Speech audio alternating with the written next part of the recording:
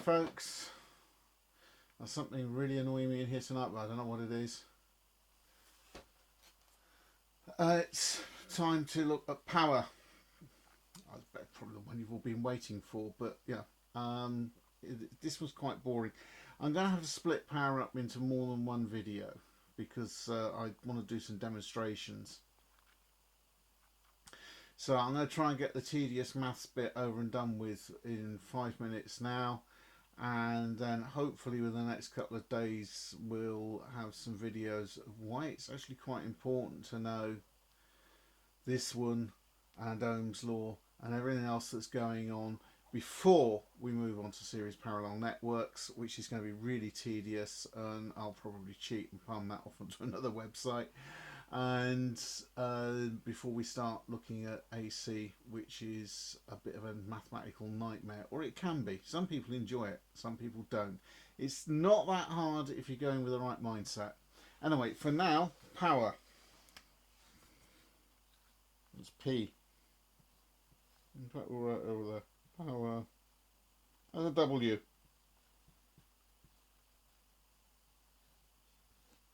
And that's measured in... I'm not trying to write measured upside down. That's measured in watts.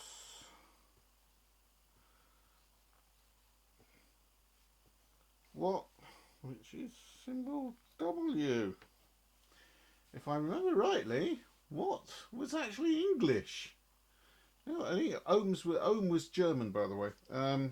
We've actually got an English guy. And it's given by a very simple formula. P equals VI.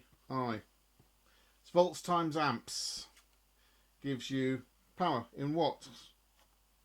Oh, lovely. It's so simple. Pure. Except that we very often ignore the V bit.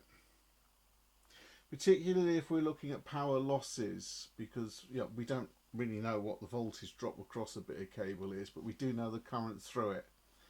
Now remember Ohm's law, and in Ohm's law we could call V I times R, and this is V times I. Well, okay, we'll start again. We'll say P is equal to V, and underneath we'll do it the other way. That's I R, and this is I. So underneath becomes I. I and I becomes I squared. This is fun. R. And there we have power without reference to voltage. We've got it purely by the current and the resistance. It's I squared R. And it's actually the one that we will refer to quite a lot, because when we're talking about power losses, we do tend to use this one. I'll see if I can do the magic and get it up there as well. If it's already there, it's because I've already done the magic. That's really it for power for now. I will certainly put up, ping the important ones there. And that'll be all of this.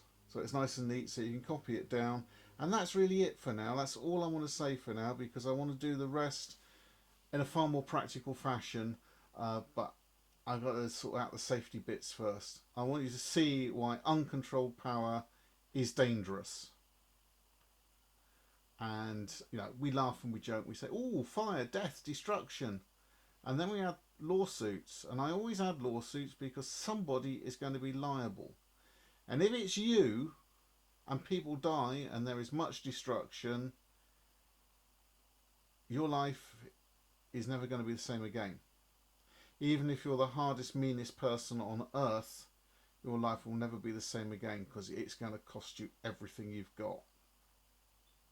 And of course, if you are nice, kind, gentle people like I think you are, the emotional toll of getting this wrong could lead to some very unpleasant places indeed.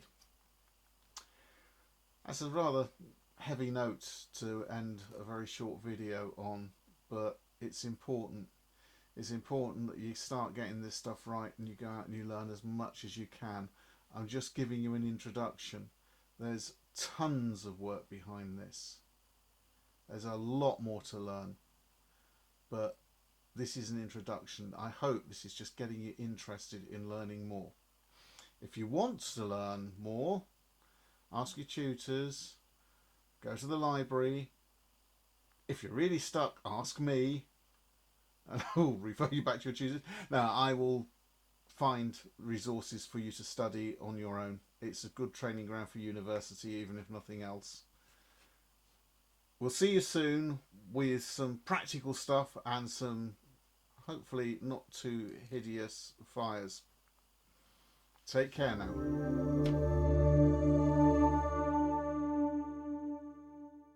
We didn't do a silly. I've started doing sillies at the end of the videos.